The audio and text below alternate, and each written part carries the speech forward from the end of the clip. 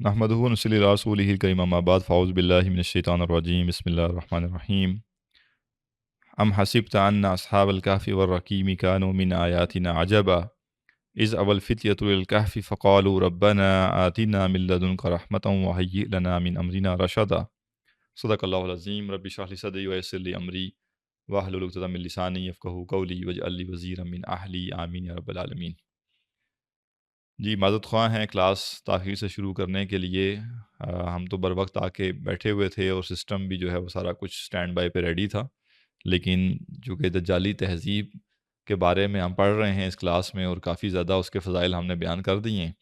تو اس دجالی تہذیب کی پیداوار جو ٹیکنالوجی ہے تو وہ ہمیں راس نہیں آئی، اور آخری مومنٹ پہ کوئی ایشو پیدا ہو گیا کیمرے کا، اور اس کو حل کرتے ہوئے 15 منٹ لگ گئے لیکن وہ حل نہیں ہوا۔ بہرحال کوئی آلٹرنیٹ ارینجمنٹ کر کے ہم کلاس کا آغاز کر رہے ہیں۔ ساتھ ہی میں یہ بھی عرض کر دوں کہ علم کے آداب میں سے یہ ہے کہ جب شخص علم حاصل کرنے آئے اور آ کے بیٹھے تو اب وہ علم کے سفر پہ چونکہ آ گیا ہے، علم کے رستے پر آ گیا ہے، لہٰذا وہ یہ سمجھے کہ وہ علم کے سلسلے میں ہی لگا ہوا ہے۔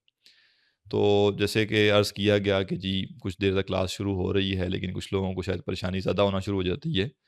تو آپ کا اجر محفوظ ہوتا ہے جب آپ اپنی کوشش کرتے ہیں اور آ جاتے ہیں۔ یہ تو آج کا ٹرینڈ ہے کہ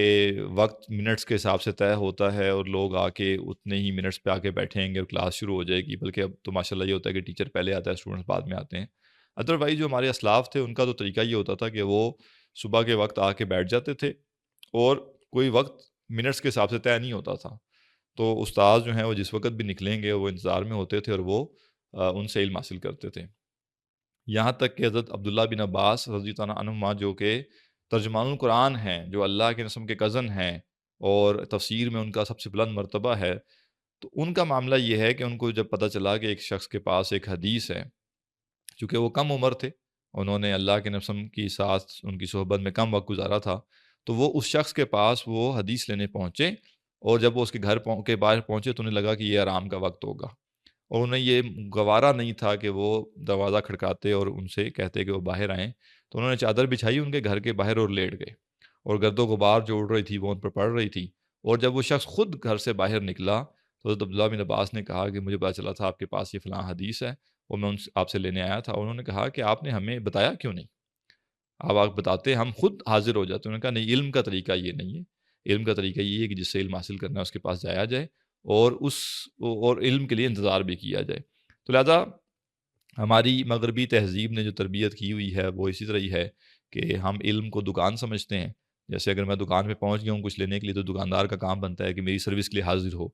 اسی طرح ہم سمجھتے ہیں کہ علم کا معاملہ بھی ہے کہ جو استاد ہے وہ میری سروس کے لیے حاضر ہو جیسے ہی میں آ جاؤں۔ لہٰذا کچھ مشکلات ہوتی ہیں، کچھ تنگیاں ہوتی ہیں، بعض کا چیزیں بر وقت نہیں ہو پاتی، تو یہ زندگی کا حصہ ہے، تو صبر اور تحمل ہونا چاہیے۔ اور اگر کوئی شخص 5 منٹ 7 منٹ انتظار کرنے کے بعد اس نے کلاس چھوڑ دی تو اس نے کیا پایا ہے؟ یعنی 45 منٹ اس نے طے کیا ہوا تھا کہ میں یہ تفسیر پڑھنے کے لیے لگاؤں گا، لیکن اگر کلاس 10 منٹ لیٹ شروع ہوئی اور کلاس چھوڑ کے چلے گئے تو انہوں نے کیا حاصل کر لیا؟ باقی جو 35 منٹ تھے وہ انہوں نے کیا کیا جبکہ انہوں نے اپنی کلاس کے لیے ڈیڈیکیٹ کیے ہوئے تھے؟ تو اس لیے ایسا نہیں کرنا چاہیے۔ بہرحال ہماری تربیت کے مواقع ہوتے ہیں، اس لیے یہ بات ذکر کی گئی ہے۔ کل ہم پڑھ رہے تھے آیت نمبر 4 اور ہم دیکھ رہے تھے کہ اللہ سبحانہ وتعالیٰ نے فرمایا کہ وَيُنذِرَ الَّذِينَ قَالُوا اتَّخَذَ اللَّهُ وَلَدًا، اور وہ خبردار کرے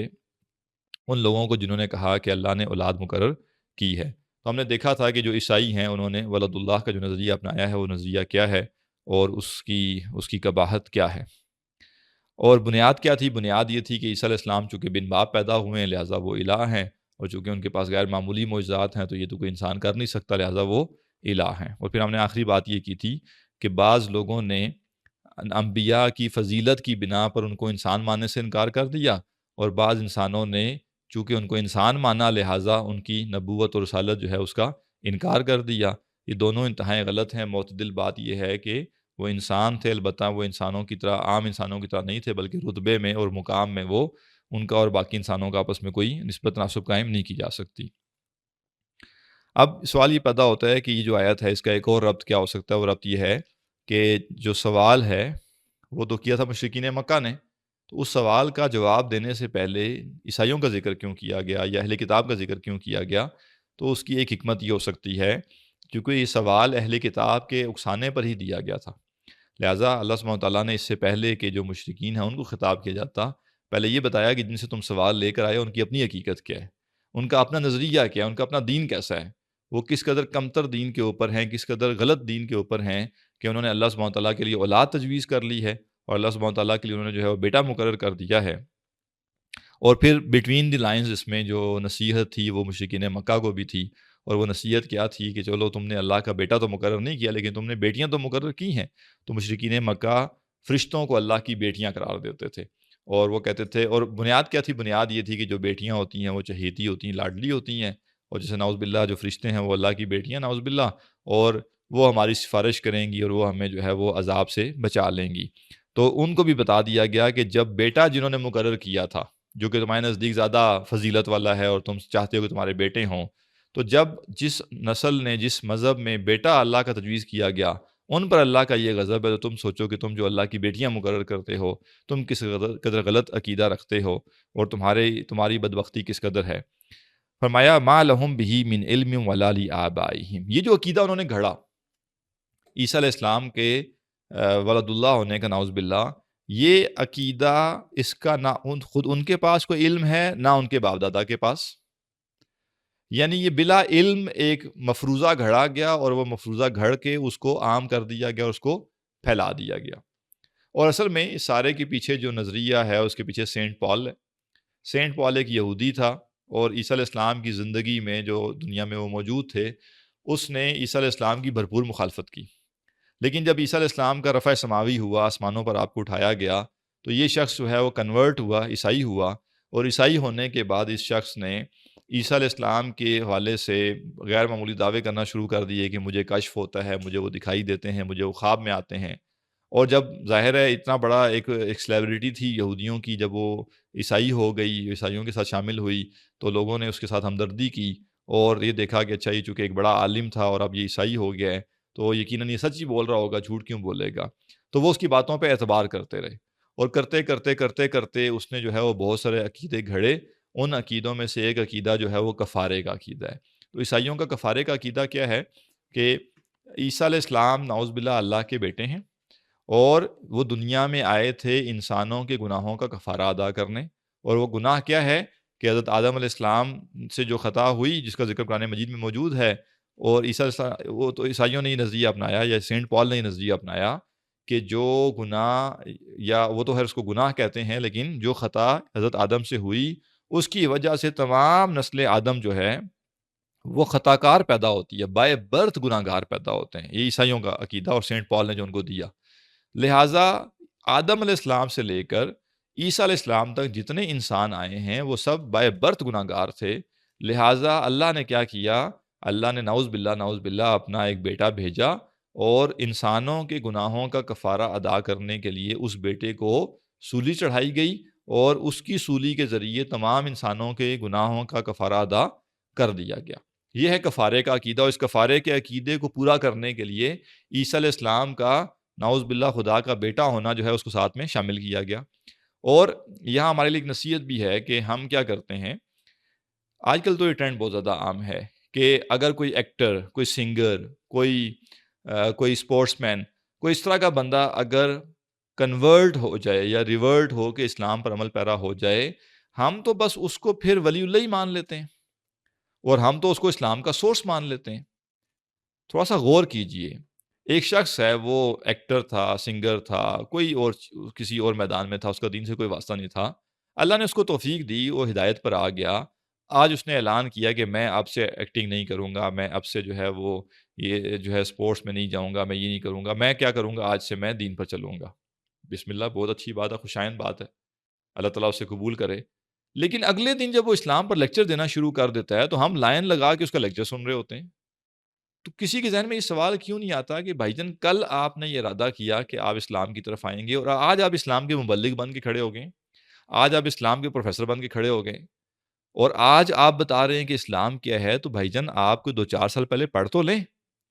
یعنی آپ نے یہ کیوں سمجھ لیا کہ آپ ایکٹنگ میں ماہر تھے تو آپ اسلام میں بھی ماہر ہیں؟ آپ نے یہ کیوں سمجھ لیا کہ آپ سپورٹس میں ماہر تھے تو اسلام میں بھی ماہر ہیں؟ تو یہ بہت بڑا المیہ ہے جو آج کے دور میں پایا جاتا ہے کہ جو ہی کوئی ایکٹر، کوئی سنگر، کوئی اس طرح کا بندہ اسلام کی طرف آتا ہے یا کنورٹ ہوتا ہے، یعنی لیٹ سے میں مثال عرض کرتا ہوں کہ آج اگر آپ کو پتہ چلے جی رونالڈو مسلمان ہو گیا ہے، یا اس طرح کا کوئی فیمس بندہ جو ہے وہ مسلمان ہو گیا ہے، تو کل اگر وہ اسلام پر لیکچر دے گا تو سب سے زیادہ ویوز اسی لیکچر کے ہوں گے. جبکہ کوئی یہ نہیں سوچتا کہ ٹھیک ہے یہ مسلمان ہو گیا ہے، اچھی بات ہے، لیکن یہ اسلام کا علمبردار بن کے کیسے کھڑا ہو گیا، یا یہ اسلام سکھانے والا کیسے بن گیا، جبکہ اسلام کی بنیادیں سیکھنے کے لیے تو اس کو 2-4 سال چاہیے. تو علم آپ اہل علم سے حاصل کرتے ہیں. ہاں جذبہ آپ نے لینا ہے، آپ نے ایک مثال دیکھنی ہے کہ دیکھیں کتنا بڑا آدمی تھا، اتنا مشہور تھا، پھر بھی مسلمان ہو گیا، بالکل دیکھیں اسے، لیکن علم تو اس سے نہ لیں. یہی کام عیسائیوں کے ساتھ ہوا کہ انہوں نے یہ نہیں دیکھا کہ یہ شخص جو ہے وہ کل تک یہودی تھا، آج یہ عیسائی ہو گیا ہے. انہوں نے دیکھا کہ چونکہ یہ پہنچا ہوا بندہ تھا، عالم تھا، فیمس آدمی تھا، سیلیبریٹی تھا، لہٰذا یہ عیسائی ہو گیا ہے، تو بس وہ زیادہ ہی جذبات میں اس کے ساتھ بہہ گئے اور اس کی باتوں پر غیر معمولی یقین کرنا شروع کر دیا، جس سے اس نے لوگوں کو گمراہ کرنے کا رستہ نکالا اور گمراہ کر دیا. اور سینٹ پال کا جو پھر نظریہ تھا کفارے کا، نعوذ باللہ، عیسی علیہ السلام کے خدا کا بیٹا ہونے کا، اور پھر تثلیث کا عقیدہ بھی اس نے گھڑا سینٹ پال نے. تو یہ عقیدہ عیسائیوں نے پھر جوں کا توں آگے لیا اور یہ آگے بڑھنا شروع ہو گیا. اور پھر ایک خاص زمانے میں جا کے جو ہے وہ ایک سلطنت پوری کی پوری عیسائی کی ہو گئی، لہٰذا عیسائیت دنیا میں بڑے پیمانے پہ عام ہو گئی. اور وہ جو سلطنت بھی عیسائی ہوئی تھی، جو بادشاہ عیسائی ہوا تھا، وہ ایسے ہی نہیں ہوا تھا. اس کو بھی نظر آ گیا تھا کہ جو عقیدہ انہوں نے گھڑا ہے، اس عقیدے کے ذریعے مجھے بڑا فائدہ ہو سکتا ہے، لہٰذا میں اس عقیدے کو اپنا لوں اور میں جو ایکسپلوٹیشن کرنی ہے انسان کی، اس میں اور آگے بڑھ چڑھ کے ایکسپلوٹیشن کروں، اور مجھے اب سہارا مذہب سے بھی مل جائے گا. موقع ہوا بیچ میں تو ہم اس کا ذکر کریں گے، اگرچہ وقت ہمارے پاس بہت مختصر ہے، لہٰذا ہم کوشش کریں گے آگے چلیں. تو اب یہ جو عقیدہ ہے عیسائیوں کا، ولد اللہ کا یا تثلیث کا یا کفارے کا، یہ عقیدہ انہوں نے کسی علم سے نہیں لیا، نہ انہوں نے نہ ان کے باپ دادا نے. یہاں ایک چھوٹا سا نقطہ مختصراً عرض کروں گا، وہ یہ ہے کہ قرآن مجید جب کہہ رہا ہے کہ ما لہم بہ من علم، ان کو اس کا کچھ علم نہیں ہے، تو اس علم سے کیا مراد ہے؟ اور قرآن مجید جب اکثر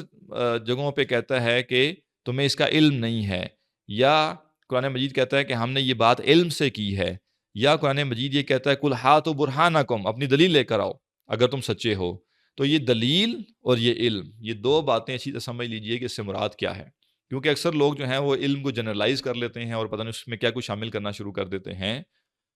جب دنیا کے معاملات کی بات ہوگی، دنیا کے گزر بسر کی بات ہوگی، دنیا کے رہن سہن کی بات ہوگی، دنیا کی چیزوں کو برتنے کا معاملہ ہوگا، تو پھر آپ علم سے مراد دنیا کا علم بھی لے لیں، ظاہر کا علم بھی لے لیں، اس میں کوئی مذائقہ نہیں. لیکن جب بات ہو رہی ہوگی کائنات کے حقائق کی، عقائد کی، جنت کی، جہنم کی، خدا کی ذات کی، اس کی صفات کی، انبیاء کے مقام و مرتبے کی، فرشتوں کی حقیقت کی، اور وہ سب چیزیں جو کہ اس دنیا میں ہمیں دکھائی نہیں دیتی، عالم غیب کی ہیں، جب ان سب چیزوں کی بات ہو رہی ہوگی جن تک انسان کی رسائی نہ عقل سے ہو سکتی ہے نہ حواس سے ہو سکتی ہے، تو جب اس کانٹیکسٹ میں علم کا لفظ استعمال کیا جائے گا تو اس سے مراد علم وحی ہوگا. میں پھر دہرا رہا ہوں، وہ معاملات جن کا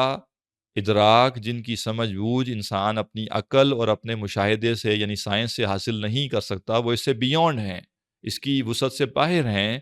ان سب کا علم تب ہی علم کہلائے گا جب اس کا سورس کوئی نہ کوئی وحی ہو،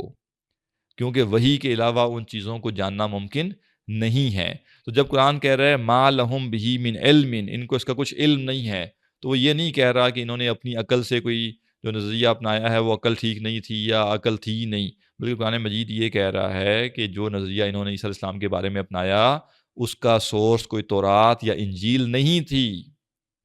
وہ وحی میں سے یہ عقیدہ نہیں نکالا انہوں نے، بلکہ سینٹ پال نے آ کے خوابوں کے ذریعے اور مکاشفات کے ذریعے ان کو ورگلایا اور ایک نیا نظریہ دے دیا، ایک نیا عقیدہ دے دیا. لہٰذا یہ بات چلیں دیکھی جا سکتی ہے اگلے درجے پہ کہ اگر کوئی کہے کہ نہیں یہ وحی میں یہ لکھا ہوا ہے، تو اب اس نے سمجھا صحیح ہے کہ نہیں، یا اس وحی میں کیا جو ہے کسی نے تحریف تو نہیں کر دی تھی جیسے تورات اور انجیل میں ہوئی ہے. لیکن یہاں تو قرآن مجید یہ کہہ رہے ہیں کہ یہ ولد اللہ کا جو عقیدہ ہے نہ یہ تورات میں ہے نہ یہ انجیل میں ہے، یہ نظریہ تو گھڑا گیا اور انجیل میں بھی اس کو بعد میں کھینچ تان کے شامل کیا گیا، ظاہر اس میں تحریف ہوتی رہی بعد میں. ادروائز جو عیسائی ہیں وہ بڑے اچھی طرح جانتے تھے کہ ہم نے ولد اللہ کا عقیدہ جو ہے عقل سے تو نکالا ہو سکتا ہے، خوابوں سے تو نکالا ہو سکتا ہے، مکاشفات سے نکالا ہو سکتا ہے، لیکن ہم نے یہ نظریہ کسی وحی سے نہیں لیا. لہٰذا اسلام میں بھی ایسا ہی ہے. اسلام جب کہتا ہے کل ہاتھو برہانکم، لاؤ اپنی دلیل، تو وہ عقلی دلیل نہیں مانگ رہا ہوتا، وہ سائنٹیفک دلیل نہیں مانگ رہا ہوتا، وہ کیا کہہ رہا ہوتا ہے؟ وحی کی دلیل لاؤ. کیوں وحی کی دلیل لاؤ؟ اس معاملے میں اور علم معتبر ہی نہیں ہے، اس معاملے میں معتبر ہی وحی کا علم ہے، لہٰذا اس معاملے میں کوئی اور دلیل قابل قبول نہیں ہوگی. جیسے آپ جب سائنس کا علم حاصل کر رہے ہوتے ہیں یا سائنٹیفک دائرے میں بات کر رہے ہوتے ہیں، تو سائنٹیفک دائرے میں آپ فلسفے کی دلیل نہیں لے کر آتے، بلکہ آپ دلیل لے کر آتے ہیں سائنس کی. ایک چیز کا آپ نے ایکسپیریمنٹ کر کے ثابت کرنا ہوتا ہے، خالی عقلی چیزوں سے ثابت نہیں کرنا ہوتا، یا وہاں آپ کس سے کہانیاں سنا کے کوئی چیز ثابت نہیں کر سکتے. وہاں کہا جائے کہ سائنس کی ڈومین میں سائنس کے اصول چلیں گے اور آپ کو سائنسی اصولوں کے تحت یہ چیز ثابت کرنی پڑے گی. فلسفے میں اگر آپ کوئی بات کریں گے تو آپ کو کہا جائے گا کہ فلسفے کے اصولوں کی روشنی میں آپ اس کو ثابت کریں. اسی طرح کائنات کے حقائق جس کا واحد سورس وہی ہے، اس کے بارے میں کہا جائے گا کہ یہ بتاؤ تم نے یہ عقیدہ کہاں سے لیا. تو وہ شخص اگر یہ کہے کہ میں نے باپ دادا سے لیا، میں نے عقل سے لیا، میں نے کہانیوں میں پڑھا، مجھے ایسے پتہ چلا، مجھے ویسے پتہ چلا، تو کہا جائے گا یہ معتبر نہیں ہے اور یہ علم نہیں ہے. علم کیا ہوگا؟ جو وحی کے ذریعے آیا ہوگا. ما لہم بہ من علم ولا لآبائہم، نہ ان کو علم ہے اور نہ ہی ان کے باپ دادا کو علم ہے. کبرت کلمۃ تخرج من افواہہم، بڑی خطرناک بات ہے جو ان کے منہ سے نکلتی ہے. یہ جو کہہ رہے ہیں نا کہ نعوذ باللہ اللہ تعالیٰ نے اولاد مقرر کی ہے، ان کو اندازہ نہیں ہے کہ یہ بات کتنی خطرناک ہے جو ان کے منہ سے نکل رہی ہے. یہ چھوٹی موٹی گستاخی نہیں کر رہے، یہ چھوٹی موٹی تباہی والی بات نہیں کر رہے، بلکہ یہ دنیا کی تباہ ترین اور تباہ کن ترین بات ہے کہ کوئی شخص یہ کہے کہ اللہ نے اولاد مقرر کی ہے. کیونکہ قرآن مجید نے ایک اور موقع پہ اس معاملے کی حساسیت کو اس طرح سے واضح کیا، فرمایا وَقَالُوا اتَّخَذَ الرَّحْمَنُ وَلَدًا، وہ کہتے ہیں رحمان نے اولاد مقرر کی. لَقَدْ جِئْتُمْ شَيْئًا عِدًّا، تم بہت ہی عجیب بات لے کر آئے ہو. اور عدہ کا معنی یہ ہوتا ہے کہ یہ ایسی بات ہے جو کہیں تھی ہی نہیں، ایک عجیب و غریب بات جس کا کوئی وجود ہی نہیں تھا. اتنی عجیب و غریب بات تم لے کر آئے ہو کہ رحمان نے اولاد مقرر کی ہے. تقاد السماوات یتفطرن منہ وتنشق الارض وتخر الجبال حدا، قریب ہے کہ آسمان پھٹ پڑے اور زمین پھٹ جائے اور پہاڑ گر پڑیں. ان دعوا للرحمن ولدا، اس بنیاد پر کہ انہوں نے رحمان کے لیے اولاد مقرر کی. اس قدر شدید یہ چیز ہے کہ انسانوں میں سے کوئی اللہ کے لیے اولاد مقرر کرے. اور ان عیسائیوں نے جو بدبختی کی وہ کیا کی کہ اللہ کے لیے اولاد مقرر کر دی، اور اولاد بھی صلبی اولاد مقرر کر دی. لہٰذا اس معاملے میں ذہن میں رکھیے کہ عیسائیوں کا جو جرم ہے مذہبی اعتبار سے، عقیدے کے اعتبار سے، یہ تمام اقوام میں بہت بڑا جرم ہے. شرک تو کیا ہی کیا، اللہ کے ساتھ کسی اور کو مد مقابل ٹھہرایا، لیکن اس درجے غلو کیا کہ نعوذ باللہ اللہ کے لیے صلبی اولاد مقرر کر دی، اللہ کا بیٹا تجویز کر دیا. تو اللہ تعالیٰ فرماتا ہے کہ یہ اتنی خطرناک بات ہے، اتنی بڑی بات ہے کہ آسمان پھٹ جائیں اور زمین جو ہے شک ہو جائے اور پہاڑ جو ہے وہ بالکل ریزہ ریزہ ہو کر گر پڑے اس بات پہ کہ ان دعوا للرحمن ولدا، کہ انہوں نے رحمان کی اولاد مقرر کی ہے. وما ينبغي للرحمن ان يتخذ ولدا، رحمان کو بالکل زیب نہیں دیتا کہ اس کی کوئی اولاد ہو. ان کل من فی السماوات والارض، جو کچھ آسمان اور زمین میں ہے، الا آتی الرحمن عبدا، وہ تو رحمان کے سامنے عبد بن کے آتا ہے، وہ تو اس کے بندے ہیں، اس کے غلام ہیں.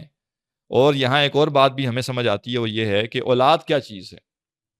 اولاد ہے اصل میں اپنے تشخص کو برقرار رکھنے کی کوشش. انسان اگر اولاد پیدا نہیں کرے گا تو اس کا وجود، اس کا نام مٹ جائے گا. انسان اپنی بقا کے لیے اولاد پیدا کرتا ہے. تو جس ہستی کو کوئی زوال ہی نہیں ہے، جو حیٌ ہے، جو قیوم ہے، اس کو کسی اولاد کی ضرورت بھی نہیں ہے. تو اولاد کیوں تجویز کی جائے اس کے لیے جو ہستی ہمیشہ ہمیشہ سے ہے اور ہمیشہ ہمیشہ رہے گی، جس کی ذات میں کوئی زوال نہیں، کوئی کمی نہیں، کوئی نقص نہیں ہے. فرمایا کبرت کلمۃ تخرج من افواہہم، بہت ہی خطرناک بات ہے جو ان کے منہ سے نکلتی ہے. ان یقولون الا کذبا، یہ صرف جھوٹ ہی بولتے ہیں، کھلا کھلا یہ جھوٹ بول رہے ہیں جو بات کر رہے ہیں. ان کے پاس کوئی دلیل نہیں ہے، کوئی ان کو کسی وحی سے کوئی غلط فہمی بھی نہیں لگی، بلکہ یہ بات انہوں نے اپنے پاس سے نکالی ہے. اب اس کی خطرناکی کا ایک اور پہلو ہے، وہ پہلو تفصیل سے بیان کرنا اس وقت ممکن نہیں ہے. وہ پہلو یہ ہے کہ عیسائیوں نے جو عقائد گھڑے، ان عقائد کے نتیجے میں بعد میں جب تقریباً 300 عیسوی کے آس پاس جب ایک بادشاہ عیسائی ہوا، اور اس نے عیسائی ہونے کے بعد، وہ پہلے مشرک تھا، جو رومن امپائر تھی وہ مشرک تھی ساری، بادشاہ مشرک سے عیسائی ہوا تو ساری سلطنت ایک ہی دن میں عیسائی ہو گئی. لہٰذا جب وہ عیسائی ہوئے اور پوری سلطنت میں عیسائیت عام کر دی گئی، تو اس بادشاہ نے اور اس کے بعد آنے والے جو بادشاہ تھے انہوں نے کیا کیا کہ مذہبی رہنماؤں کو ساتھ ملایا، اور یہ جو باطل نظریات تھے ان کی بدولت انہوں نے ایسے جواز گھڑے دین میں سے، عیسائیت میں سے، جس کے ذریعے وہ لوگوں کو ایکسپلائٹ کر سکیں، لوگوں کا استحصال کر سکیں۔ لہذا خدا کے نام کے اوپر لوگوں پر ظلم کیا جاتا تھا، عیسائیت کے نام پہ لوگوں پہ ظلم کیا جاتا تھا، اور جب لوگ چیختے تھے، چلاتے تھے، تو انہیں کہا جاتا تھا چیخو چلاؤ نہیں، یہ تو خدا کا حکم ہے، یہ تو دین تم سے یہ تقاضا کرتا ہے۔ اور چونکہ انہوں نے کیا ہوا تھا، بائبل تو کوئی پڑھ نہیں سکتا، اور جو علم ہے وہ تو چند لوگوں تک محدود ہے، اور وہ ایک خاص نسل ہوگی جو پڑھے گی، باقی تو پڑھنا بھی چاہے تو نہیں پڑھ سکتے، ٹھیک ہے، اور کوئی علم حاصل کر ہی نہیں سکتا۔ ایسے جیسے آج آپ مدارس عام ہیں، دین کا علم عام ہے، کوئی بھی علم حاصل کر سکتا ہے۔ عیسائیوں نے تو یہ نہیں کیا ہوا تھا، یہودیوں نے بھی یہ نہیں کیا تھا۔ لہٰذا علم کو انہوں نے اپنی جاگیر بنا لیا، اپنی جائیداد بنا کے رکھ لیا، اور بادشاہوں کے ساتھ علماء مل گئے، ایون جو ان کے صوفی تھے وہ بھی ان کے ساتھ مل گئے، اور انہوں نے تینوں نے مل کے کیا کیا، جو ان کے رہبان تھے، جو علماء تھے اور بادشاہ تھے، ان تینوں نے مل کے جو ایکسپلائٹیشن بادشاہ نے کرنی ہوتی تھی اس کا جواز مفتی صاحب پرووائڈ کر دیتے تھے، ان کے عالم صاحب پرووائڈ کر دیتے تھے، اور ان کا جو صوفی بزرگ ہوتا تھا وہ بھی آنکھیں بند رکھتا تھا، اور وہ بھی لوگوں کو کہتا تھا بس فلاں فلاں کام میں لگے رہو، چھوڑو بادشاہ کیا کہتا ہے کیا نہیں کہتا، خبردار بادشاہ کے خلاف تم نے کوئی بات سوچی بھی اپنے دل میں، یہ تو بہت بڑا گناہ ہو جائے گا۔ لہٰذا ایک بڑے طریقے سے یہ تکون بنی، جس میں بادشاہ بھی تھا، جس میں علماء بھی تھے، جس میں رہبان بھی تھے، اور ان تینوں نے مل کے انسانیت کو خوب نچوڑا ہے، خوب ظلم کیا ان کے اوپر، اور اس ظلم کی جب انتہا ہوئی تو اس انتہا پہ لوگ اتنا تنگ آ چکے تھے کہ انہوں نے عیسائیت کیا مذہب کا انکار کر دیا۔ میں نے کہا ہمیں مذہب ہی نہیں چاہیے، اور جب مذہب کا انکار کیا تو انہوں نے کہا نہ ہمیں مذہب چاہیے، نہ ہمیں خدا چاہیے، نہ ہمیں آخرت چاہیے، نہ ہمیں جنت چاہیے، ہم نہیں سمجھتے یہ سب کچھ ہے، یہ ہمارے ساتھ دھوکہ کیا گیا، ہمیں لوٹا کھسوٹا گیا ان ناموں کے اوپر، اور یہ سب متس تھی۔ لہٰذا انہوں نے کیا کیا، نفس مذہب کا ہی انکار کر دیا۔ اب اگر عیسائیت باقی بھی ہے مغرب میں، وہ ایک رسم کے طور پہ ہے، ایک آئیڈینٹی کے طور پہ ہے، ادروائز وہاں پہ کوئی مذہب اب باقی اس طرح سے نہیں رہا۔ گنتی کے لوگ ہیں جو مذہبی ہیں، جو کوئی مذہبی عبادت کرتے ہیں یا کسی مذہب کی پابندی کو فالو کرتے ہیں، باقی عظیم اکثریت، جیسے وہاں پہ یہ ٹرینڈ بھی ہے کہ جی ایک شخص وہ اپنے آپ کو کرسچن ایتھیسٹ کہلاتا ہے، کرسچن بھی ہو ایتھیسٹ بھی ہو، یہ کیسے ہو سکتا ہے؟ تو وہ کہتے ہیں کرسچینٹی میرا جو ہے نا ایک صرف وہ پہچان ہے، اور ادروائز جو ہے میں تو ایتھیسٹ ہوں۔ لہٰذا اس تہذیب میں جب پھر خدا کا انکار ہوا تو اس کے پیچھے وجہ کیا تھی؟ جب مذہب کا انکار ہوا تو اس کے پیچھے وجہ کیا تھی؟ اس کے پیچھے یہ عیسائیوں کے وہ باطل عقیدے تھے، جن عقیدوں کے ذریعے یہ لوگ بادشاہوں کے ہاتھوں استعمال ہوئے، اور خالی استعمال نہیں ہوئے بلکہ انہوں نے بھی انسانیت کو لوٹا۔ ان کے علماء اور ان کے رہبان جو تھے انہوں نے اپنی جیبیں گرم کی، انہوں نے دنیا عیاشی کے ساتھ گزاری، اور بڑے بڑے مزے کیے، اور وہ سارے مزے جو تھے وہ عوام سے لوٹ کھسوٹ کر کے کیے تھے انہوں نے۔ لہٰذا ایک پہلو یہ بھی ہے کہ کبرت کلمۃ تخرج من افواہہم، اس کے انجام بڑا بھیانک ہوگا، یہ جو بات ان کے منہ سے نکل رہی ہے، یہ پوری انسانیت کا اعتبار مذہب سے اٹھا دیں گے، یہ مذہب کے نام پہ ایسا لوٹ کھسوٹ کریں گے کہ انسانیت کو مذہب سے جو ہے وہ دشمنی پیدا ہو جائے گی، نفرت پیدا ہو جائے گی۔ اہل مغرب نے غلطی یہ کی کہ ان کو یہ لگا کہ جو ان کے ساتھ عیسائیت کے نام سے ہوا ہے، دنیا کے تمام مذاہب ایسے ہوتے ہیں۔ آج وہ ڈسے ہوئے ہیں، ڈرے ہوئے ہیں، ان کو آپ اسلام سمجھانا بھی چاہیں وہ کہتے ہیں نہیں نہیں نہیں، ہم سیکنڈ چانس کے لیے تیار ہی نہیں ہیں، ہم رسک لینا نہیں چاہتے دوبارہ کہ پھر ہم کسی مذہب کے پیچھے چلیں، پھر ہمیں کوئی مذہب ایکسپلائٹ کرے، پھر ہمیں کوئی مذہب لوٹ کھسوٹ کرے، دیکھو ہم نے مذہب سے جان چھڑائی، ہمیں کتنا فائدہ ہو گیا۔ لہٰذا اب وہ لوگ مذہب سے قریب نہیں آتے۔ وہ اس سارے کی بنیاد کیا ہے؟ ان کے وہ باطل عقائد، باطل نظریات جو انہوں نے پیدا کیے، اور اس کے ذریعے پھر انسانیت کا ایکسپلائٹ کیا گیا۔ فَلَعَلَّكَ بَاخِعٌ نَفْسَكَ عَلَىٰ آثَارِهِمْ، پس اے نبی شاید کہ آپ ان کے پیچھے اپنے آپ کو ہلاک کر ڈالیں، اِن لَمْ يُؤْمِنُوا بِهَٰذَا الْحَدِيثِ أَسَفًا، اس غم کے مارے کہ اگر وہ اس کلام پر ایمان نہ لائے۔ اللہ کے نبی صلی اللہ علیہ وسلم کو خطاب کر کے کہا جا رہا ہے کہ اے نبی شاید کہ آپ اپنے آپ کو ہلاک کر ڈالیں اس غم سے کہ یہ لوگ ایمان نہیں لا رہے۔ اب آپ غور کیجئے یہاں جو کچھ اہم پہلو ہیں۔ پہلی بات تو یہ لفظ بخ جو ہے، فلا اللہ کا باخن، تو یہ جو باخے ہے، یہ بخ کا لفظ ہے، عربی میں اس کا جو میننگ ہے وہ ہے ڈپریشن سے کسی کا مرنا۔ ٹھیک ہے، ڈپریشن ظاہر جدید لفظ ہے، اس کو سمجھنے کے لیے میں استعمال کر رہا ہوں کہ انسان اس قدر غم کا شکار ہو جائے، دکھ کا شکار ہو جائے، کسی چیز کے پورا نہ ہونے سے انسان اس قدر پریشان ہو جائے کہ وہ پریشانی اس کی موت کا باعث بن جائے، یہ ہے بخ۔ تو اللہ کے نبی صلی اللہ علیہ وسلم کو فرمایا جا رہا ہے کہ شاید کہ آپ اپنے آپ کو ہلاک کر ڈالیں، اور ہلاک کرنے سے مراد خودکشی یہاں نہیں ہے، ہلاک کرنے سے مراد ہے کہ اتنا غم اپنے اوپر طاری کریں، اتنا دکھ طاری کریں، اتنا افسوس طاری کریں کہ اس کے ذریعے انسان کی زندگی کی بقا ممکن نہ ہو۔ اور یہ تمثیل کس بات کو بیان کرنے کے لیے دی گئی کہ اللہ کے نبی صلی اللہ علیہ وسلم کو لوگوں کے ایمان لانے کی جو حرص تھی وہ اس قدر شدید تھی، اور چونکہ آپ کو پتا تھا آخرت کا عذاب کیا ہے، آپ کو پتا تھا انسان کے ساتھ کیا ہونا ہے اگر وہ ناکام ہوگا۔ آپ سوچئے، ایک لمحے کے لیے آپ سوچئے کہ اگر آگے ایک بہت بڑا گڑھا ہے اور اس گڑھے کے نیچے جو ہے وہ ایک بہت بڑا آگ کا الاؤ ہے، اور ایک شخص اس روڈ پر سفر کر رہا ہے، گاڑی چلا رہا ہے، اور آپ کو پتا ہے کہ آگے سے پل ٹوٹا ہوا ہے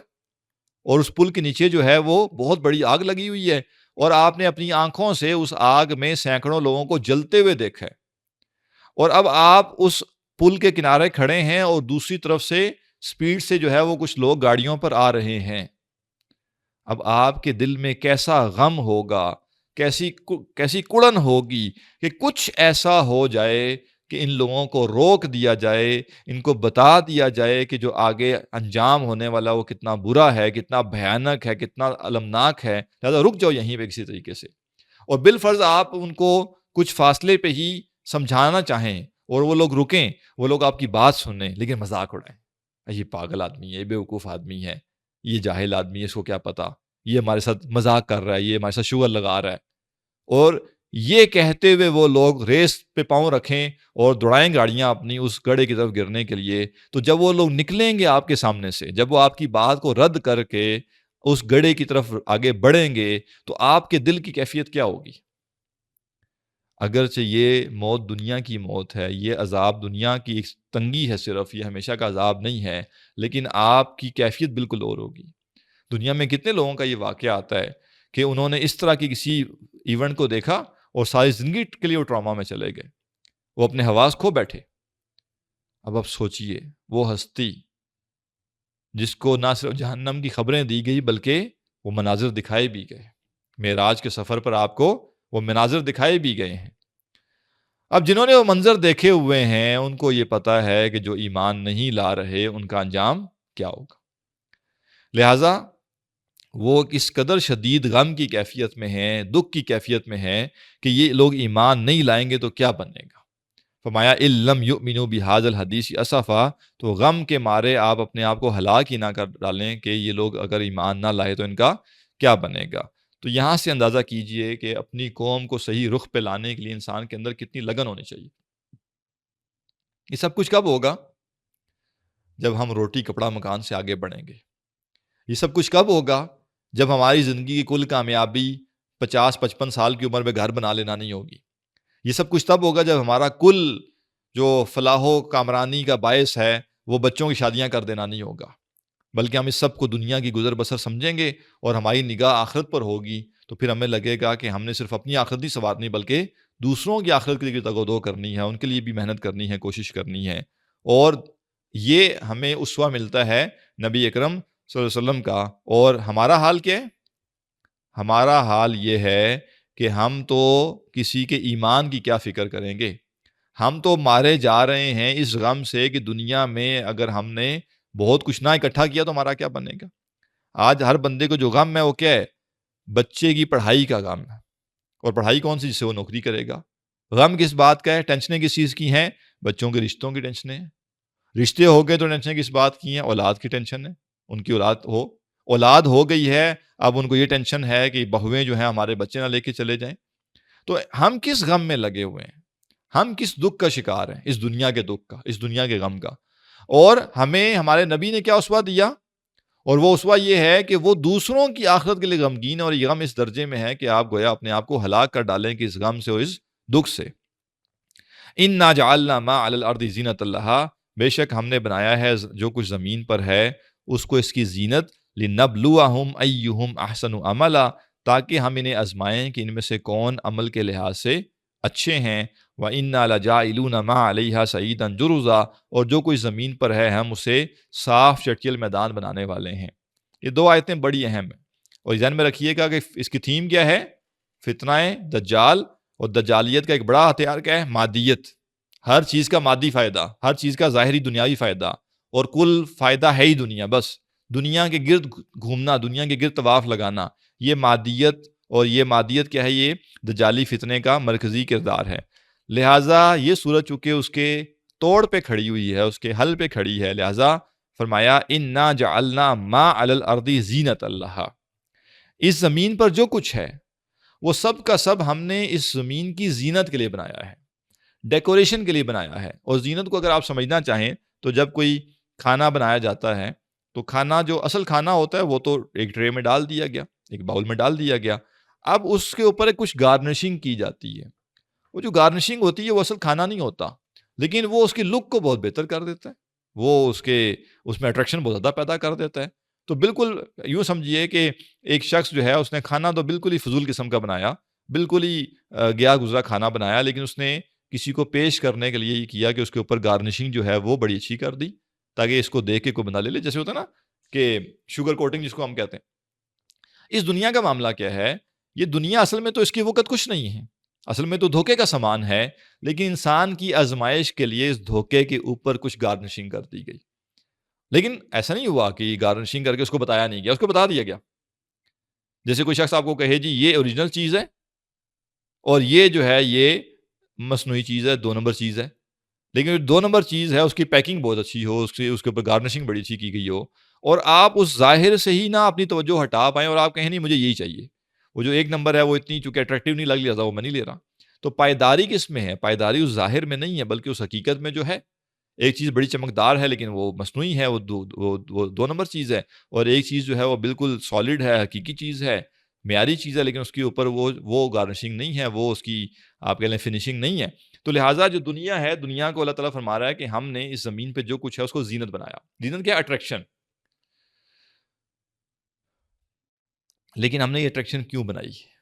مزے کرنے کے لیے نہیں، اس کو حاصل کر کے خوش ہونے کے لیے نہیں، اس کو کل حقیقت سمجھنے کے لیے نہیں، اس لیے بنائی کہ انسان سمجھے کہ میں بڑا نصیب والا ہوں اگر میں نے یہ دنیا کی زینت اختیار کر لی۔ فرمایا لِنَبْلُوَهُمْ أَيُّهُمْ أَحْسَنُ عَمَلًا، تاکہ ہم انسانوں کو آزمائیں کہ ان میں سے کون عمل کے اعتبار سے اچھا ہے۔ اس کو بھی اگر ایک تمثیل سے سمجھنا چاہیں تو بڑی اہم تمثیل ہے کہ بالفرض ایک چھوٹا بچہ ہے، 5 سال کا، 7 سال کا، 8 سال کا بچہ ہے، اور آپ اس کو آزمانا چاہتے ہیں اور آپ اس کو ایک ٹاسک دیتے ہیں کہ بیٹا میرے لیے زندگی کی بات بڑی اہم ہے، یا کوئی بھی آپ اس کو سمجھاتے ہیں اس کی عمر کے مطابق انداز میں، اور آپ اس طرح کرو کہ جاؤ اور جا کے میرے لیے فلاں کام کرو، اور آپ اس کو 100 میٹر دور بھیجتے ہیں کچھ اٹھا کر لانے کے لیے۔ وہ جو کام آپ نے اس کو کہا اس کا تعلق والد کی یا والدہ کی محبت کے ساتھ ہے، اس کے ساتھ جذباتی تعلق کے ساتھ ہے، لیکن آپ نے کیا کیا؟ اس پورے رستے میں جو اس نے جانا تھا اور ایک چیز اٹھا کر لانی تھی، پورے رستے میں آپ نے بہت سی اٹریکشن کی چیزیں رکھ دی۔ اس کے لیے آپ نے کینڈیز بھی رکھی ہوئی ہیں، اس کے لیے آپ نے چاکلیٹس بھی رکھی ہوئی ہیں، اس کے لیے آپ نے جو ہے وہ مختلف طرح کے سنیکس بھی رکھے ہوئے ہیں، آپ نے بہت سارے کھلونے رکھے ہوئے ہیں، پینٹنگز کا جو ہے مٹیریل رکھا ہوا ہے، بہت کچھ رکھا ہوا ہے، ٹھیک ہے، اسٹیشنری آئٹم بہت سارے پڑے ہوئے ہیں، اور اس کے لیے جو ہے وہ وہاں پہ سائیکل پڑی ہے۔ تو یعنی جس رستے پہ وہ جا رہا ہے اپنی منزل تک پہنچنے سے پہلے پہلے اس پورے رستے میں دائیں بائیں وہ سب چیزیں موجود ہیں جو اس کے دل کو اٹریکٹ کر رہی ہیں، لیکن یہ سب آپ نے اس لیے نہیں رکھی کہ یہ آپ اس کو انعام دے رہے ہیں، بلکہ آپ نے اس لیے رکھی ہیں کہ آپ دیکھیں کہ وہ بچہ جو ہے اس کے اندر ان چیزوں کے اٹریکشن زیادہ ہے یا باپ کے یا ماں کے حکم کی اہمیت زیادہ ہے۔ اب اگر تو وہ بچہ تمام چیزوں سے دیکھے گا، اس کے دل میں اٹریکشن آئے گی، کشش آئے گی، لیکن اگر وہ پھر بھی سیدھے رستے پہ چلتا رہتا ہے اور وہ اپنی منزل پہ پہنچ جاتا ہے اور جو ٹاسک کو دیا گیا تھا وہ پورا کر لیتا ہے، تو آپ بڑے خوش ہوں گے کہ دیکھو اس بچے کو مجھ سے کیسا لگاؤ ہے کہ اس کی اٹریکشن کی ہر چیز میں نے رکھ دی تھی، لیکن اس نے اس طرف اپنی کوئی توجہ نہیں کی، اور جس رستے پہ اس کو لگایا گیا تھا یہ اپنے اصل مقصد سے پیچھے نہیں ہٹا۔ بالکل ایسے ہی اللہ سبحانہ تعالیٰ نے انسان کو پیدا کیا اور پیدا کر کے اس کی جو منزل ہے وہ جنت رکھ دی، اور اس منزل تک پہنچنے کے لیے، نقطۂ آغاز سے اس منزل تک پہنچنے کے لیے رستہ جو رکھا، اس رستے میں لیفٹ رائٹ بہت سی اٹریکشن کی چیزیں رکھ دیں، لیکن ہر اٹریکشن کی چیز کے ساتھ ایک ڈسکلیمر کا بورڈ لگا دیا، اور ڈسکلیمر کا بورڈ کیا تھا کہ یہ چیز اگر تم حاصل کرو گے یا اس کے پیچھے بھاگو گے تو تمہاری منزل رہ سکتی ہے۔ تمہارے پاس جو وقت ہے یہاں سے اس منزل تک پہنچنے کے لیے، اس وقت میں اگر تم رستے سے اترے اور تم نے یہ چیزیں حاصل کرنے کی کوشش کی تو تمہارا وقت نکلتا چلا جائے گا، منزل دور ہو جائے گی. یا تم نے اگر یہ چیزیں اپنے اوپر لا دیں تو تم جو چل رہے ہو چل نہیں پاؤ گے اپنے اس بوجھ کے ذریعے، اور رستے میں تھک ہار کے گر پڑو گے. لہٰذا اپنی منزل پر پہنچنے کے لیے نہ تو دائیں بائیں زیادہ نگاہ دوڑاؤ، نہ ہی اس میں سے کوئی چیز اٹھانے کے لیے رستے سے اترو، اور نہ ہی کسی چیز کو اپنے اوپر لا دو جو اتنا وزن بڑھا دے کہ تم اپنی منزل مقصود پہ نہ پہنچ جاؤ، رستے میں تھک ہار کے رہ جاؤ. اور ان میں سے ایسی چیزیں بھی ہو سکتی ہیں جو تمہیں بے ہوش ہی کر دیں، تمہیں ہوش ہی نہ رہے کہ تم کسی منزل کے لیے بھی نکلے تھے گھر سے. لہٰذا یہ سب اٹریکشن کی چیزیں ہیں، لیکن تم نے کیا کرنا ہے؟ ہم یہ دیکھنا چاہتے ہیں کہ تم میں سے عمل کس کا اچھا ہے. یہ ہے دنیا کی آزمائش، یہ ہے اس مادی دنیا کی آزمائش، اور یہ اٹریکشن، یہ کشش، یہ آزمائش آج 100 گنا بڑھ گئی ہے. پہلے بھی انسان کے لیے آزمائش تھی، آج بھی ہے، لیکن آج کی آزمائش بہت سخت ہو گئی. انسان کی زندگی میں اتنی کامیابیاں، اتنی نعمتیں بظاہر دکھا دی گئی اس کو کہ یہ حاصل کرو، یہ حاصل کرو، یہ حاصل کرو، کہ انسان کی دوڑی ختم ہونے کا نام نہیں لیتی. اور انسان اسی میں لگا رہتا ہے کہ میں یہ کر لوں، جیسے ہوتا ہے نا، بس یہ ٹافی کھا لوں یہاں سے میں، ٹھیک ہے نا، پھر میں پہنچ جاؤں، یہ فلاں چیز میں حاصل کر لوں. اس کو پتہ نہیں ہوتا کہ جو چیزیں وہ حاصل کر رہا ہے، ایک تو اس کا ٹائم نکلتا جا رہا ہے منزل پہ پہنچنے کے لیے، اور دوسرا یہ چیزیں اس کو بوجھل کرتی جا رہی ہیں، اس کے اندر ہمت ہی باقی نہیں رہے گی کہ وہ اپنی منزل تک پہنچ سکے. فرمایا وَإِنَّا لَجَاعِلُونَ مَا عَلَيْهَا سَعِيدًا جُرُزًا. لیکن یہ جو کچھ اٹریکشن کی چیزیں دنیا کی، یہ حقیقی نہیں ہے. اور کیسے پتہ چلتا ہے یہ حقیقی نہیں ہے؟ ہم جو کچھ زمین پر ہے اس کو صاف چٹیل میدان بنا دیں گے. بیریا ٹاؤن بھی وہی ہوگا، ڈی ایچ اے بھی وہی ہوگا، کچی آبادی بھی وہی ہوگی، کینٹونمنٹس بھی وہی ہوں گے، ٹھیک ہے، مشرق ہو یا مغرب ہو، یہ سب زمین بالکل برابر ہو جائے گی. اربوں خربوں کے پلاٹس کی ویلیو بھی وہی ہوگی، اور چند کوڑیوں کی زمین کی ویلیو بھی وہی ہوگی، سب برابر. اور سوچئے کیا حسرت ہوگی ان لوگوں کی اس دن جنہوں نے دنیا میں بڑے بڑے امپائرز کھڑی کی تھی، ان کو لگتا تھا ہم نے کیا کچھ کر لیا، جب وہ دیکھیں گے یہ سب صاف چٹیل میدان. ایک شخص سوچے گا میں نے زندگی بھر پیسہ اکٹھا کر کے 10 کروڑ روپے کا گھر بنایا تھا، آج تو پتہ ہی نہیں چل رہا کدھر ہے وہ. اور ایک شخص جو بیچارہ جھونپڑی میں رہا تھا وہ بھی دیکھے گا کہ زمین صاف چٹیل میدان ہے. تو کہا تمہیں لگتا ہے یہ جو کچھ دنیا میں اٹریکشن کی چیزیں یہ حقیقی ہیں، یہ پائیدار ہے؟ نہیں نہیں نہیں نہیں، ہم یہ بالکل صاف چٹیل میدان بنا دیں گے. تا حد نگاہ تمہیں کچھ دکھائی نہیں دے گا، نہ کوئی ٹیلا ہوگا، نہ کوئی عمارت ہوگی، نہ کوئی پلازا ہوگا، نہ کوئی عالیشان گھر ہوگا، اور جو فارم ہاؤس ہے وہ بھی ادھر ہی ہوگا، جو جھگی ہوگی وہ بھی وہیں کی وہیں ہوگی. سب چیزیں ملیا میڈ کر کے سیدھی کر دی جائیں گی، کیونکہ یہ سب اٹریکشنز آزمائش کے لیے تھی، یہ نعمتیں نہیں تھی، یہ جنت نہیں تھی. اور اصل جنت اور اصل جہنم جو ہے وہ اس کے بعد شروع ہوگی، اور ہمیشہ کی زندگی ہوگی. اور سمجھدار وہ شخص ہے جس نے اس ہمیشہ کی زندگی کو فوقیت دی، اور اس نے جو رستے میں یہ اٹریکشنز تھی اس سے اپنے آپ کو بچایا. کل سے انشاءاللہ یعنی اگلی کلاس جو ہوگی اس سے اصحاب کہف جو ہے ان کا واقعہ شروع ہو جائے گا. آج اتنا ہی کافی ہے، میں نے آپ کا وقت تھوڑا سا اوپر لے لیا کیونکہ شروع میں کلاس لیٹ شروع ہوئی تھی. اور انشاءاللہ اس جمعے سے جو اگلا جمعہ ہے، یعنی کل جمعہ ہے، ایک اگلا جمعہ ہے، اگلے جمعے کو ہم ایک ایکسٹرا کلاس بھی کریں گے انشاءاللہ. تقریباً وہ 3 ہی گھنٹے کی، تقریباً بلکہ 2.5 سے 3 گھنٹے کی انشاءاللہ وہ کلاس ہوگی. اور کوشش ہم کریں گے کہ اس کے ذریعے ہم میکسیمم سلیبس جو ہے وہ کور کریں. سوال کوئی ہو تو کر سکتے ہیں.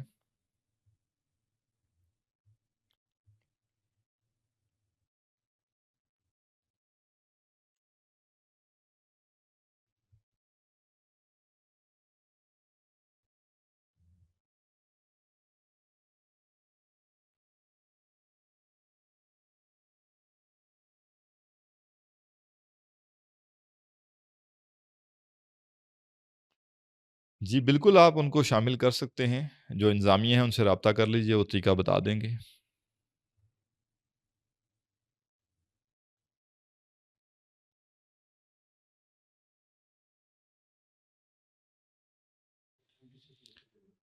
یہ پورا ٹاپک ہے، میں اس پر اتنی کم وقت میں گفتگو نہیں کر سکتا. سادے لفظوں میں اتنا کہہ دوں گا کہ شب برات کی کسی قسم کی کوئی عبادت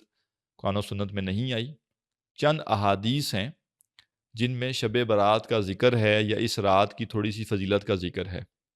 اور وہ روایتیں بہت زیادہ اتھینٹک تو نہیں ہیں لیکن بالکل وہ کمزور بھی نہیں ہیں. تو 2 3 4 روایتیں ایسی ہیں جو تھوڑی سی آپ کہہ لیں درمیان میں ہیں، یعنی اتھینٹسٹی اور ان اتھینٹک ہونے کے. اور ان کے اندر اس رات کے بارے میں تھوڑی سی کچھ اہمیت بیان کی گئی، جس کا میکسیمم جو نتیجہ نکلتا ہے وہ یہی ہے کہ انسان اس رات کو اگر عبادت کرنا چاہے تو جیسے اس کو اچھا لگے، تلاوت کرنا چاہے، نوافل پڑھنا چاہے، ذکر اذکار کرنا چاہے وہ کرے، لیکن کسی قسم کی اجتماعی عبادت، کسی قسم کی مخصوص عبادت اور کسی خاص مخصوص عبادت کی کوئی خاص فضیلت قطعاً کسی صحیح حدیث میں اس کا ذکر نہیں ہے۔ باقی انشاءاللہ میں کوشش کروں گا ایک آرٹیکل شیئر کر دوں گروپ میں، وہ آرٹیکل اگر آپ پڑھ لیں گے تو آپ کو کافی زیادہ پتہ چل جائے گا۔ یہ سوال سمجھ نہیں آیا کہ علم اور غم کے بارے میں بتا دیں، کیا بتائیں؟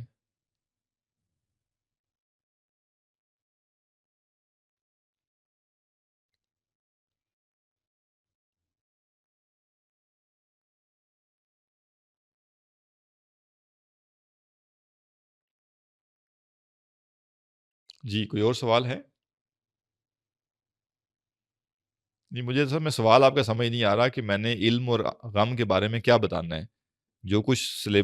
آیات میں تھا وہ تو ہم بیان کر چکے ہیں۔ کوئی سوال تو یہ ہوتا ہے کہ فلاں چیز سمجھ نہیں آئی یا فلاں چیز جو ہے وہ اس کے بارے میں یہ نقطہ واضح کیا جائے۔ جی قاضی ادریس صاحب۔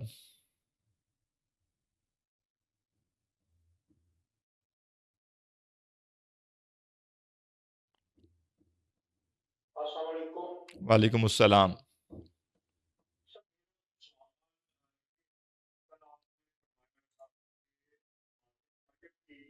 جو سنتیں ہیں ان کو بہت شوق کر کے پڑھتے جی تو اگر آپ فجر کی نماز میں صورتیں پڑھنا چاہتے ہیں نمبر ایک، یا رکوع اور سجدے میں کچھ دعائیں کرنا چاہتے ہیں تو وہ سنتے تو پھر لمبی ہو جائے گی، تو اس سلسلے میں کیا کیا جائے؟ جی جائز ہے، منع نہیں کیا گیا اس سے کہ آپ لمبی نہیں پڑھ سکتے، لیکن ریکمینڈ یہ کیا گیا کہ آپ مختصر پڑھیں۔ لیکن یہ قطعاً نہیں کہا گیا کہ آپ لمبی نہیں پڑھ سکتے۔ تو اگر کسی کو لگتا ہے، جیسے کچھ لوگوں کا معمول ہوتا ہے کہ ان کو جو قرآن مجید کا حصہ حفظ ہوتا ہے وہ چاہتے ہیں کہ جو فجر کی سنتیں ہیں ان میں وہ اس کو پڑھ لیا کرے تاکہ دہرائی ہوتی رہے، تو بالکل پڑھ سکتے ہیں، کوئی مسئلہ نہیں ہے۔ اور اگر طویل کرنا چاہتے ہیں کر سکتے ہیں۔ ایک چیز کا خیال بس ضروری ہوتا ہے، وہ یہ ہے کہ دین کچھ ترجیحات قائم کرتا ہے، کچھ آپ کہہ لیجیے کہ پرائورٹیز کو طے کرتا ہے۔ ان پرائورٹیز میں اگر کوئی شخص بالفرض سنتوں میں اتنا طویل قیام کرے کہ جب فرض پڑھنے لگے تو وہ تھکا ہوا ہو، یا اب اس طویل قیام کی وجہ سے جو فرض ہے اس میں اس کو اکتاہٹ ہو رہی ہے، تو پھر ٹھیک نہیں ہے۔ لیکن اگر ایسا نہیں ہے تو پھر وہ جو ہے وہ سنتیں بھی لمبی پڑھ سکتا ہے، اس میں کوئی رکاوٹ نہیں ہے۔ سبحانک اللہم و بحمدک، نشہد ان لا الہ الا انت، نستغفرک و نتوب الیک۔